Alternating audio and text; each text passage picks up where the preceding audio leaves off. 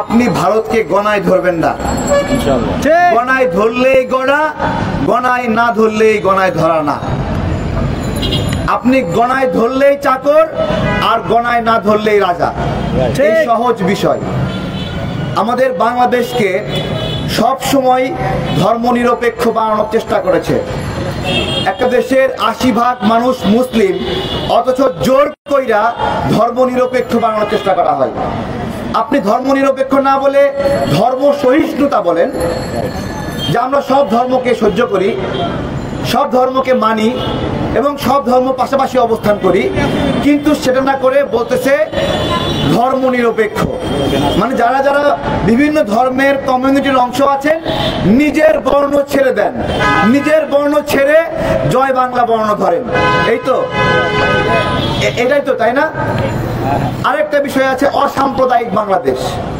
অসাম্প্রদায়িক শব্দটার মধ্য দিয়ে বাংলাদেশের সকল সম্প্রদায়কে অস্বীকার করা হয়, অস্বীকার করা হয়। অসাম্প্রদায়িক কি আবার বলতে হবে? সাম্প্রদায়িক সম্প্রীতির বাংলাদেশ। এই শব্দগত তত্ত্ব এবং ধ্যান দিয়ে আমাদেরকে ভুল পথে পরিচালিত করা হয়েছে। এবং হিন্দু, মুসলিম, খ্রিস্টান, বৌদ্ধ যখনই বিবাদ লাগে, তখন সেই আলোচনাগুলোতে ধর্মের নামগুলো বলতে চায় না, বলতে চায় না। আমি বলি, ধর্মীয় সংঘাত কমাতে হলে ধর্মের নামগুলো স্পষ্ট করে বলতে হবে। যেমন চট্টগ্রামে যে হত্যাকাণ্ড ঘটেছে, সনাতনী ভাইদের নাম বলা হচ্ছে না। ওইখানে বলা হয় নাই যে ইসকনের সদস্যরা চলে আসো, এখানে আজকে দফা রফা করব। ওইখানে বলা হয়েছিল সনাতনীরা সবাই চলে আসেন, আজকে একটা দফা রফা হবে। শব্দ কি উচ্চারণ হয়েছে স্পষ্ট করে আপনি যদি ব্যাখ্যা না দেন, তাহলে সমাধান হবে না। আপনি যদি সমাধান করতে চান, সমস্যাকে টেবিলে নিয়ে বসতে হবে। আপনি যদি হিন্দু ভাইয়ের সাথে সমস্যা সমাধান করতে চান, তাহলে হিন্দু, বৌদ্ধ, খ্রিস্টান ঐক্য পরিষদ এক চিপায় গিয়ে আলাদা করে মিটিং করবে, সেই মিটিং এর সমাধান হবে না। ওইখানে হিন্দু, বৌদ্ধ, খ্রিস্টান ঐক্য পরিষদের পাশাপাশি শেষে গিয়ে মুসলিমদের নামও লাগান।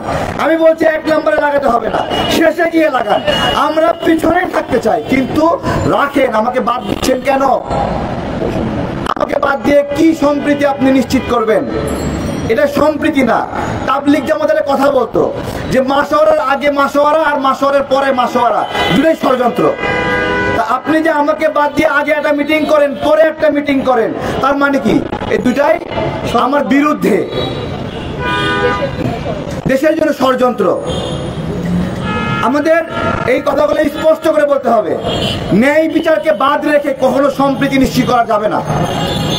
ন্যায় বিচার বাদ দিয়ে সম্প্রীতি কিভাবে করবেন? সুনামগঞ্জে দিরায়ে হিন্দুদের বাড়ি পুড়ে দিল, আপনি এই বিচার নিশ্চিত না করে সম্প্রীতি নিশ্চিত পারবেন না। নাসিরনগরে হিন্দুদের বাড়ি পুড়ায় দেওয়া হলো, জ্বালায় দেওয়া হলো, এটার ন্যায় বিচার না দেওয়া পর্যন্ত সম্প্রীতি নিশ্চিত হবে না। রংপুরে হিন্দুদের 20টি বাড়ি পুড়ায় দেওয়া হয়েছে, এই ন্যায় বিচার ছাড়া সম্প্রীতি নিশ্চিত হবে না। ঠিক তেমনি ফরিদপুরে 2 জন মুসলিম নির্মাণ শ্রমিককে পিটিয়ে পিটিয়ে সনাতনীরা হত্যা করেছে, এই ন্যায় বিচার ছাড়াও সম্প্রীতি হবে না। চট্টগ্রামে কুপিয়ে কুপিয়ে 1 জন মুসলিম নাগরিককে হত্যা করেছে, সেই বিচার ছাড়াও সম্প্রীতি হবে না।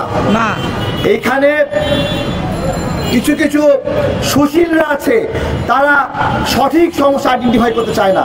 বলে 2 পক্ষের মারামারি, 2 পক্ষের সংঘাত। কিসের 2 পক্ষের সংঘাত? বলেন না হিন্দু মুসলিমের মারামারি হয়েছে, বলেন। এইটা বললেই না আপনি সঠিক সমস্যা সমাধান হবে, আলোচনায় আসবে। আপনারা আলোচনা এড়ায় যান, আলোচনা এড়ায় যান। কমিউনিটি ক্রাইমকে অবশ্যই কমিউনিটি ক্রাইম হিসেবে ধরতে হবে। আপনি যদি কমিউনিটি ক্রাইমকে এড়িয়ে যান, যে দুষ্কৃতীরা হত্যা করেছে, দুষ্কৃতীরা হামলা করেছে, এই দুষ্কৃতির কোনো মা বাপ নাই, এদের জীবনে খুঁজে পাওয়া যাবে না। প্রিয় ভাইরা, প্রথম আলো এবং ডেইলি স্টারের বিষয়ে বেশ কিছু রাজনৈতিক ব্যক্তিত্ব এক হয়ে গোল টেবিল মিটিং করে তাদের পক্ষে বক্তব্য দিতে গিয়ে প্রথম আলোর সমালোচনাকারীদেরকে বলেছে মধ্যযুগীয় বর্বর। আমি বাংলাদেশের নাগরিকদেরকে বলছি, আপনারাই বলেন, কোন গণমাধ্যম যদি ভুল করে, সেই ভুল ভুল ধরা মধ্যযুগীয় বর্বর, নাকি তাদেরকে সঠিক পথে যারা আনতে যাচ্ছে এবং যারা বাধা দিচ্ছে সেখানে তারা মধ্যযুগীয় বর্বর? বলেন। সবগুলিও বাম নেতা সেখানে একত্রিত হয়ে বিষাদগার গাচ্ছে।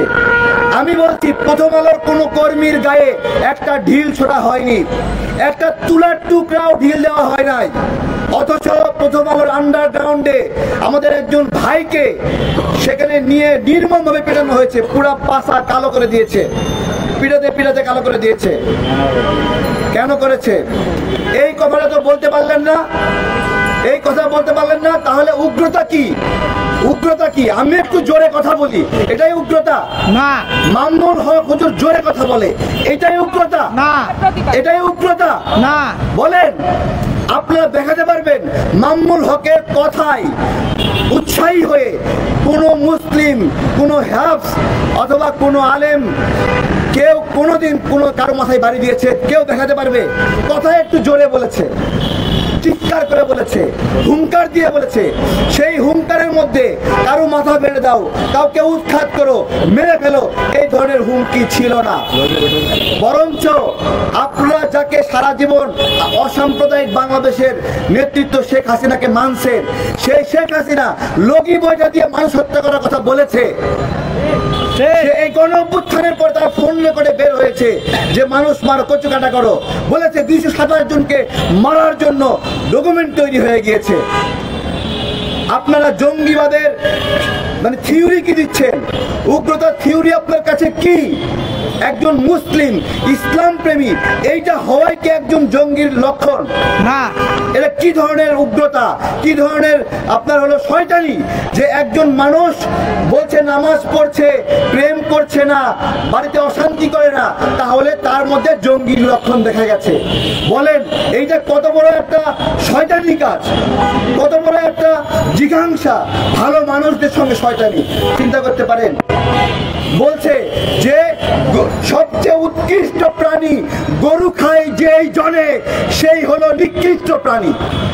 প্রথম আলোর, কিশোর আলোর নিউজ ছোট ছোট বাচ্চাদেরকে শিখাচ্ছে। বলেন, আমরা যদি এটা বলি এটা ঠিক না, এটা বললেন না, এটা কি আমার উগ্রতা না? বলেন, এটা উগ্রতা?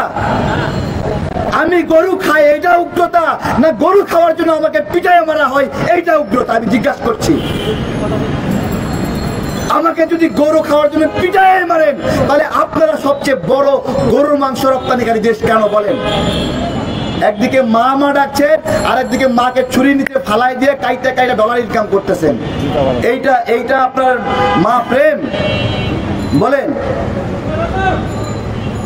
প্রিয় ভাইয়েরা, সার্বভৌমত্ব আন্দোলনের আজকে যে সম্প্রীতি সমাবেশ, ছোট্ট কথা বলি, আজকে থেকে, এখন থেকে এই প্রোগ্রামের যিনি আজকে সভাপতিত্ব করছেন, অনুরোধ করব সাংগঠনিকভাবে বলবেন হিন্দু বৌদ্ধ খ্রিস্টান ঐক্য পরিষদকে নিষিদ্ধ করা হলো এবং নতুন করে যাত্রা শুরু হবে হিন্দু বৌদ্ধ খ্রিস্টান মুসলিম ঐক্য পরিষদ।